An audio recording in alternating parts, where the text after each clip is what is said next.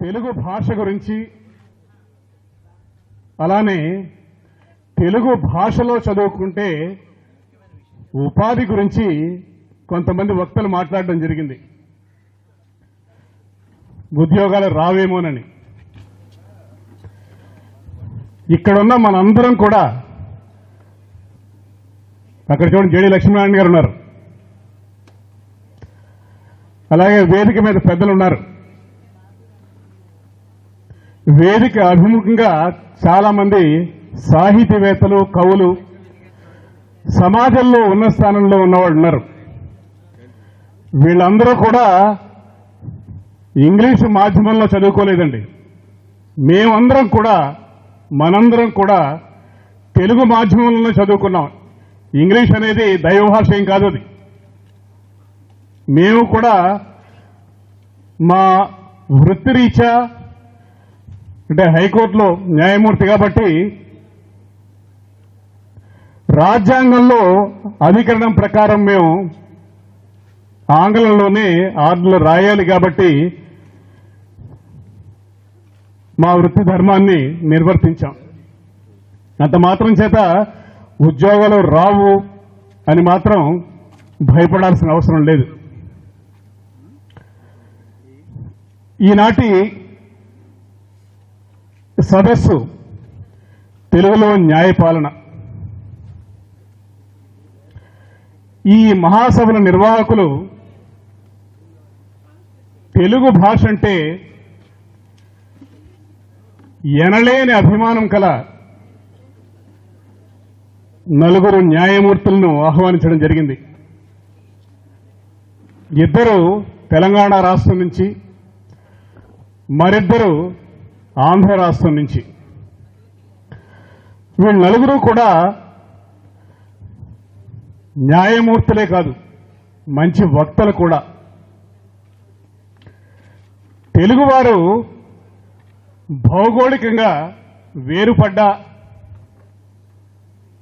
భాషాపరంగా, ప్రేమాభిమానాల పరంగా కాదని, భాషా పరిరక్షణలో కలిసి మనందరం పనిచేయాలని అభిలషిస్తూ, తెలియజేస్తూ ఏర్పాటు చేసిన ఈ కార్యక్రమానికి అధ్యక్షత వహించే భాగ్యాన్ని నాకు కలుగజేసిన ఈ కార్యక్రమ నిర్వాహకులకు ముందుగా ధన్యవాదాలు తెలియజేసుకుంటూ,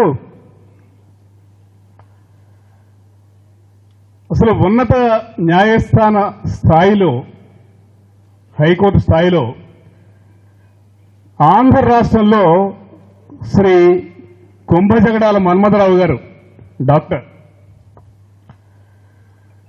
అలానే తెలంగాణలో న్యాయమూర్తులు శ్రీ నవీన్ రావు గారు, ఆయన విశ్రాంతి న్యాయమూర్తి, అలానే భీమపాక నగేష్ గారు, వారు కూడా వస్తారు.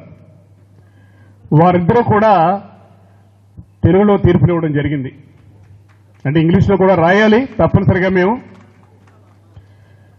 ఈ కార్యక్రమాన్ని ఒక తెలుగు భాషాభిమాని అయిన ఒక న్యాయాధికారి శ్రీ కొరిసపాటి బాలకృష్ణారెడ్డి గారని ఒక న్యాయాధికారి గారు ఉండేవారు, జిల్లా జడ్జి గారు, ప్రకాశం జిల్లా ఒంగోలు.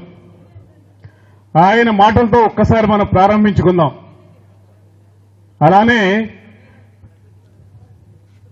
తెలుగులో తీర్పిచ్చిన మన భద్రాచల రాముడు భీమపాక నగేష్ గారికి ఆహ్వానం పలుకుతూ,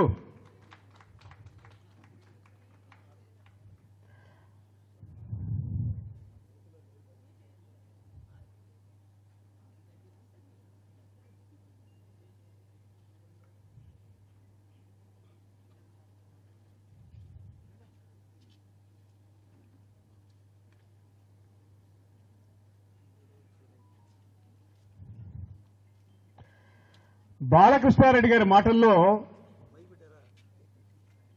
ఒక్కసారి మనం గమనిస్తే ఆయన ఉన్నది, జాతి నీతి నియమాలు నిర్దేశించే న్యాయస్థానాల్లో తెలుగు ప్రవేశపెట్టవలసిన అగత్యం అత్యవసరమై ఉన్నది. అందుకే తేట తెలుగుతో న్యాయస్థానాలు నింపేద్దాం, తెలుగు నేలపై తెలుగు వెలుగులు పూయిద్దాం, మన తెలుగు భాషలోనే మాట్లాడుకుందాం. అట్టడుగున ఉన్న వారికి అమాయక తెలుగు ప్రజానీకానికి అసలైన న్యాయం అందిద్దామని అంటారు ఆయన. మీకందరికీ తెలిసిన విషయమే, న్యాయస్థానాలతో సంబంధం ఉన్నవాళ్ళు సమాజంలో చాలా తక్కువ మంది. అలానే తక్కువ మంది అని కూడా చెప్పను. సంబంధం ఉన్నవాళ్ళు మీ అందరికీ తెలిసిందే. కక్షిదారులు, ముద్దాయిలు, న్యాయవాదులు, న్యాయమూర్తులు. మన తెలుగు రాష్ట్రాల్లో 99.99% తెలుగు భాష వచ్చిన వాళ్లే, తెలుగు మాతృభాషగా కల వాళ్లే ఈ తరగతుల కిందకు వస్తారు తప్పనిసరిగా. అలానే మన న్యాయ వ్యవస్థ ప్రాథమిక సిద్ధాంతం మనందరికీ తెలిసిందే. అంటే ఉద్దేశం న్యాయం జరగడమే కాదు, న్యాయం జరిగినట్లు కూడా అనిపించాలి. ఇది న్యాయ వ్యవస్థ ప్రాథమిక ఉద్దేశం. అది కాబట్టి మన న్యాయపాలన, న్యాయ సేవ దానికి, ఆ ప్రాథమిక సిద్ధాంతానికి అనుగుణంగా మాత్రమే ఉండాలి. ఈ సందర్భంగా మన న్యాయ వ్యవస్థ మనం గుర్తుంచుకోవాల్సిన విషయం ఒకటి ఉందండి. అదేంటంటే, ఇది ప్రజల కోసం, ప్రజా శ్రేయస్సు కోసం పనిచేయాల్సిన సేవా సంస్థ మాత్రమే, అధికార వ్యవస్థ కాదు ఇది. న్యాయ వ్యవస్థ అనేది హైకోర్టులు, సుప్రీంకోర్టు, వీటిల్లో వ్యాజ్యాలు అంటే జిల్లా స్థాయి దిగువ ఉండే వ్యాజ్యాలతో పోల్చుకుంటే చాలా తక్కువ, బహు తక్కువ. ఇప్పుడు వాస్తవ రూపాన్ని ఒకసారి మనం గమనిస్తేనండి, అందరికీ తెలుగొచ్చు, తెలుగులోనే ఆలోచిస్తాం మనం. దిగువ న్యాయస్థానాలు ఒకసారి మనం గమనిస్తే వాద ప్రతివాదనలు ఇప్పటికి కూడా చాలా వరకు ఆంగ్లంలోనే జరుగుతూ ఉంటాయి. వచ్చి రాని భాషలో, సగం వచ్చు సగం రాదు మనకి. మన దౌర్భాగ్యం అదో రకంగా చెప్పుకోవాలంటే. మీరు అతుక్కుంటారు. అలాగే చట్టాలన్నీ కూడా చాలా మటుకు ఆంగ్లంలోనే. సాధారణ కక్షిదారుని పరిస్థితి ఒకసారి మనం ఆలోచించుకుందామండి. ఎందుకంటే ఇది సేవా వ్యవస్థ కాబట్టి. మన చిన్నప్పుడు ఏదో ఇంగ్లీష్ సినిమా చూసినట్టు ఉంటుంది మనకి. ఏదో హాల్లో వాళ్ళు ఏదో నవ్వితే నవ్వడం, ఏడ్స్తే ఏడవడం, ఇలాగా ఇది పద్ధతి, మన పద్ధతి. కాబట్టి సమూలమైన మార్పులు రావాలి ఎప్పుడూ కూడా మనకి. కనీసం వాళ్ళు ఏంటంటే, కక్షిదారులు ఎక్కడున్నారో, వాళ్ళ పరిస్థితి ఏమిటో, వాళ్ళ భవిష్యత్ ఏమిటో, కనీసం వాళ్ళ ఆ స్థాయిలో ఎక్కడున్నారో, నెగ్గుతారా, ఓడిపోతారా, వాళ్ళ కేసు పరిస్థితి ఏమిటి తెలుసుకునే పరిస్థితిలో ఉండాలి ఎప్పుడూ కూడా. కాబట్టి కనీసం రాజ్యాంగంలో అధికరణ ఉంది కాబట్టి జిల్లా స్థాయి కోర్టు వరకు కూడా మాతృభాష వినిపిస్తే వ్యవస్థకు, సమాజానికి మంచిదని నా అభిప్రాయం. ఉమ్మడి రాష్ట్రంలోనండి ఒక జిల్లా జడ్జి గారు ఉండేవారు, ఇప్పుడు రిటైర్ అయ్యారు ఆయన, మంగారి రాజేంద్ర గారని. జ్యుడిషియల్ అకాడమీ డైరెక్టర్ కూడా కొంతకాలం పనిచేశారు ఆయన. ఆయన చాలా తీర్పులు ఇస్తూ ఉండేవారు తెలుగులో. ఆయన మరికొందరు కూడా అప్పుడప్పుడు తీర్పులు ఇస్తూ ఉంటారు.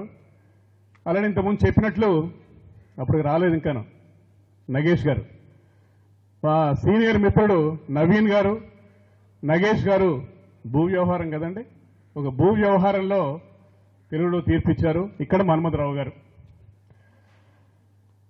అసలు ఇంతకుముందు వక్తలు చెప్పినట్టు మాతృభాష మీద మనకు పట్టు లేకపోతే మిగిలిన భాష కూడా రావు, మనకి ఎప్పటికీ రావు. మాతృభాషలో ఎన్ని పదాలు మనకి ఎక్కువ వస్తాయో మిగిలిన భాషలో కూడా అన్ని పదాలు రావడానికి ఆస్కారం. కాబట్టి ఏంటంటే, ముందు మనకి బీజం ఆ స్థాయిలో మార్పులు రావాలి. విద్యా విధానం మారాలి. ముందు విద్యా విధానంలో తప్పనిసరిగా తెలుగును పెట్టాలి ఎప్పుడు కూడా. మేమందరం తెలుగులో చదువుకున్న వాళ్ళమే. తర్వాత మార్పుల వలన అది ఆరోగ్యకరమైన మార్పులా, అనారోగ్యకరమైన మార్పులు అనేది మనందరికీ తెలిసిన విషయమే. ఇక్కడ ఉన్న వాళ్ళు ఎవరు కూడా ఇంకో భాషకు కానీ ఆంగ్లానికి కానీ వ్యతిరేకం కాదు. కానీ మాతృభాషాభిమానులు.